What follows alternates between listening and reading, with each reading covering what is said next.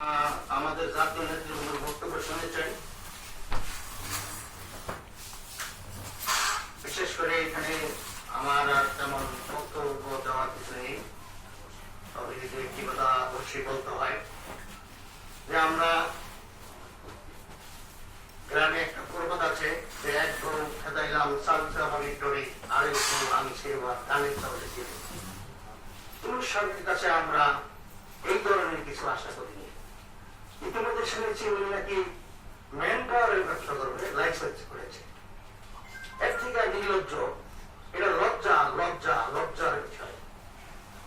ওরা কি এমন অভাব যে ওনার ম্যান পাওয়ারের ব্যবসা করতে হবে?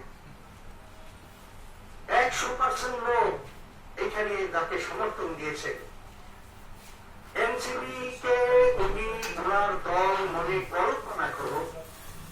বিএনপি সালাউদ্দিন সাহেব বলেছেন যে আমরা এত বড় দল, আমরা 7 দিনের সময় পাই না, আর এনসিপি শতাধিক 2বার দেখা করে। তাহলে এইখানে আমাদের বোঝার কোনো বাকি নেই।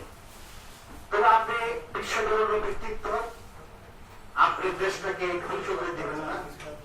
ইতিহাসের পাতায় যেন আপনার নুরুল আমিনের মতো অন্য অন্যদের এই মির্জাফর, সেই নামটা যেন আপনার খাতায় নাম লিখে না হয়।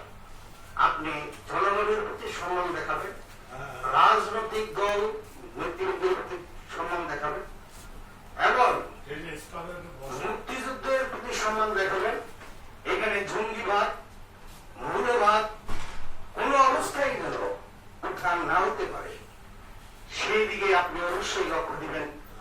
এবং আপনার শেষ সময় এখন আপনারও হাত কাঁপে, মাইক ধরতে পারেন না, কতদিন আপনি থাকবেন সেটা আমরা জানি না। যে কোনো সময় আপনার ডাক এসে যেতে পারে।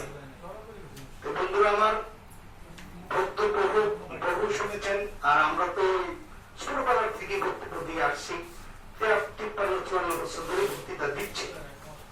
আজকে যে কথা আমাদের রাজনৈতিক শান্তিপূর্ণ ভাবে যে মীমাংসিত বিষয়, আসলে এটা আমরা চাচ্ছি একটা শান্তিপূর্ণ উপায়ে যাতে রাজনৈতিক মীমাংসা হয়। আর যদি না হয়, যেহেতু পৃথিবীর এরকম কোনো ইতিহাস নেই শান্তিপূর্ণ ভাবে যে মীমাংসা হয়েছে, যদি সেটা নাই হয়, তাইলে আমরা অবশ্যই যেভাবে মীমাংসা হয় সেই ভাবে আমরা হাঁটবো। আপনি যদি আমাদেরকে হাঁটতে বাধ্য করেন, তাহলে অবশ্যই ওই পথে হেঁটে রাজনৈতিক মীমাংসা করা হবে ইনশাল্লাহ। আপনি অবশ্যই সবার দাবি এই দেশে একটি নির্বাচন দেবেন, সেই নির্বাচনটা নিরপেক্ষ হবে এবং সেই নির্বাচন দিয়ে সম্মানের সহিত আপনি বিদায় নেবেন, এই আশাবাদ ব্যক্ত করে আজকের এই সভায় যারা উপস্থিত হয়েছেন সবাইকে সংগ্রামী শুভেচ্ছা এবং অভিনন্দন জানিয়ে আজকের সভা এখানেই সমাপ্তি ঘোষণা করছি। খেটে খাওয়া মানুষের